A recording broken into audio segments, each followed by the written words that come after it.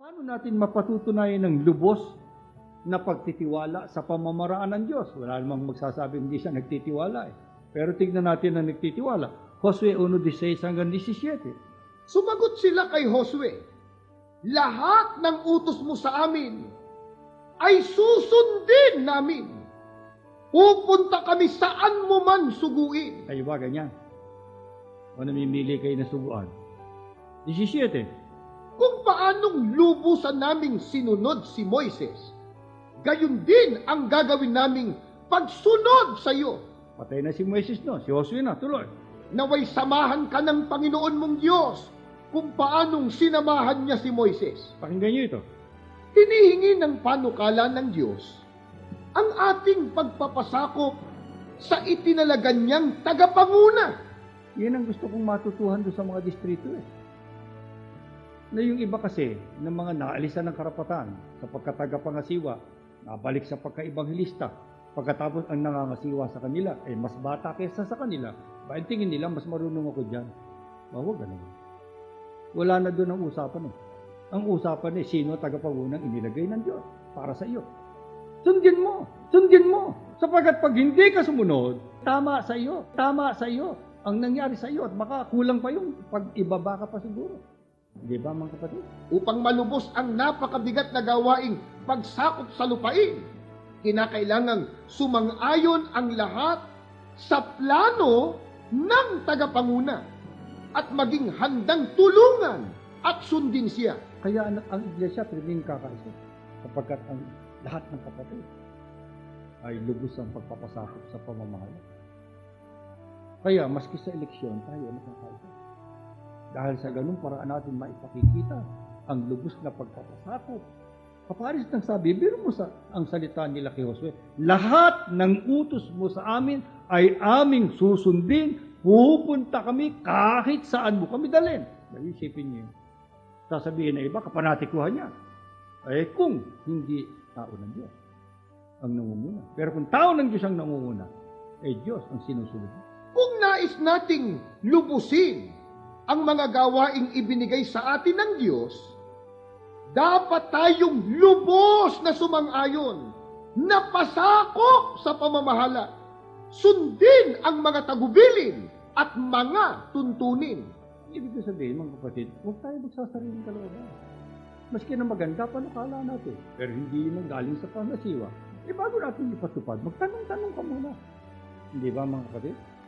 Hindi ko naman sinasabi sa inyo na wala na kayong maaaring maisip ng magandang paraan. Pero gawin natin paraan ng lahat, hindi paraan mo lang.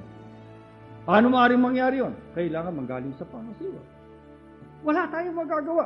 Yan ang linyang iniligay ng Panginoon Diyos. Ngayon, eto balik rin natin yan. Kumuha tayo. Ito ang tanong ko sa bilang 14:8 hanggang 9. Ano naman ang masamang halimbawa na ipinakita ng kawalan ng pagtitiwala sa Diyos at sa tagapanguna? Basahin mo.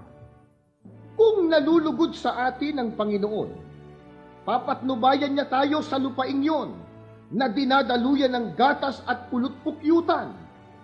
Ibibigay niya yon sa atin. Huwag tayong maghimagsik laban sa Panginoon. At huwag tayong matakot sa mga taga roon, pagkat kaya natin silang lunukin.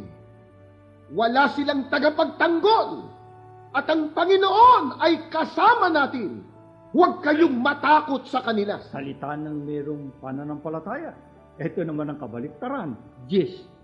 Ngunit, pinag-usapan ng mga taong batuhin sila. Nang magkagayon, ang kalwalhatian ng Panginoon ay nagpakahayag sa toldang tipanan. Nakita ng lahat ng Israelita. Sinabi ng Panginoon kay Moises, hanggang kailan sila magmamatigas nang di paniniwala sa akin sa kabila ng mga milagrong ginawa ko sa kanilang kalagitnaan. Padadalhan ko sila ng isang salot upang lipulin sila, at mula sa iyo ay palilitawin ko ang isang bansang mas dakila at malakas kaysa kanila. Di ba nyo kanila. napansin, galit na galit ang Diyos? Galit na galit ang Diyos sa mga naghihimaksik, sa mga lumalaban, sa mga tumututol, Bakit? Basahin mo yung paliwanag mo. Sa pamamagitan ng mga dakilang himala, inakay ng Diyos ang mga Israelita mula sa pagkaalipin, sa mapanglaw na ilang, at hanggang sa mismong gilid ng pangakong lupain. Iningatan niya sila, pinakain sila, at tinupad ang bawat pangako. Gayunman, nang hikayating gawin ang huling hakbang ng pananampalataya at pasukin ang lupain, tumanggi ang bayan. Isipin mo yun. Sa lahat ng mga pangyayari sa kanila mula pa sa Ehipto, sa paglabas, sa paglalakbay sa ilang, nakita nila lahat ng milagro na ginawa ng Diyos para sa kanila, para bang tayo. Mula sa panahon ng pagsisimula ng iglesia, sa dami ng pinagdaanan ng iglesia, panlabas, panloob, ng mga kaaway, nakatawid na lahat sa tulong ng Panginoon Diyos. Narating ng iglesia ang ganitong kalagayan at tayo ay napipinto na ngayon sa pagpasok sa Bayang Banal. Sila naman napipinto saan? Matapos masaksihan ng napakaraming himala, bakit sila tumigil sa pagtitiwala sa Diyos? Bakit sila tumangging pasukin ang pangakong lupain? Kaya, mga kapatid, gusto niyo makilala sarili niyo? Hindi sa panahong maaliwala. Hindi sa panahong maganda lamang ang destino mo. Hindi sa panahong mataas ang halaga ng tinatanggap na tulog mo. Halimbawa, napagalitan ka, pamahala o ng tagapangasiwa. Ano reaksyon mo? Doon mo malalaman kung sino ka eh. Halimbawa, hindi mo mapagkaisa yung mga may tungkulin. Hindi ka makatawag ng mga madadagdag sa may tungkulin. Ano gagawin mo? Susuko ka na. Atras ka na. Sasabihin mo, ilipat niyo ako. Bahagi ho dito. Halimbawa, napakahina mong magpunga. Ang palagay mo sa sarili mo mahina kang manggagawa. Ayun lang. Pagka yan ang pananaw ng isang ministro, mga kapatid, hindi siya maaaring kailanman magamit ng Diyos para ayusin ang iglesia. Dahil ang sarili niya mismo ang nangangailangan ng unang pagsasaayon. Ito din yung sinasabi mo dyan. Madaling maging masaya kapag ang lahat ng ating gawain ay maayos. Hindi ba? Tuloy. Ngunit, magiging masaya pa rin ba tayo kapag nagdaranas ng mga balakid at kabiguan? Ay, yung matatandang ministro. Tuloy. Nais ng Diyos na gawin tayong husto sa pag-iisip at sakdal. Hindi upang iiwas tayo sa lahat ng hirap. Sa halip na dumaing dahil sa ating mga pakikipagbaka, dapat nating ituring ang mga ito, mga pagkakataon para umunlad. Hindi ka aasenso kung hindi ka magdadanas muna niyan.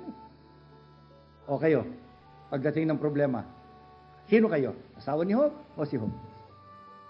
Pag sinabi niyo sa akin, si Hope po, ba't ka matara?